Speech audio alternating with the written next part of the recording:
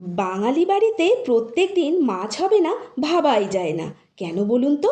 আমরা তো বাঙালি, তাই। আমরা মাছে ভাতে বাঙালি। লাউয়ের ডাঁটা দিয়ে বোয়াল মাছ রান্না করে বাড়ির প্রত্যেক মানুষের মুখের স্বাদ বদলে দিয়েছি। বোয়াল মাছকে নুন হলুদ দিয়ে মাখিয়ে নেব, এরপর কড়াইয়ে তেল দিয়ে মাছগুলোকে ভেজে নেব। ভাজার সময় ঢেকে ঢেকে ভাজতে হবে, কারণ এই মাছের খুব রাগ। ওকে তেলে ভাজা হচ্ছে দেখে বোমের মতো ফাটতে থাকে। এবারে ওই তেলে শুকনো লঙ্কার কালো জিরে ফোড়ন দিয়ে দেবো। আলু দিয়ে হালকা ভেজে লাউয়ের ডাঁটা দিয়ে নেড়ে চেড়ে আদা বাটা, জিরে বাটা, কাঁচা লঙ্কা বাটা, স্বাদ মতো নুন হলুদ আর চিনি দিয়ে নেড়ে চেড়ে কষিয়ে নিতে হবে। কষানো হয়ে গেলে জল দিয়ে ঢাকা দিয়ে দেবো।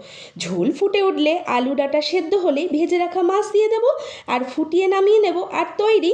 তো বন্ধুরা, তোমরা কীভাবে বোয়াল মাছ রান্না করো সেটা কমেন্টে জানিও। আজ আসি, কাল দেখা হবে। নমস্কার।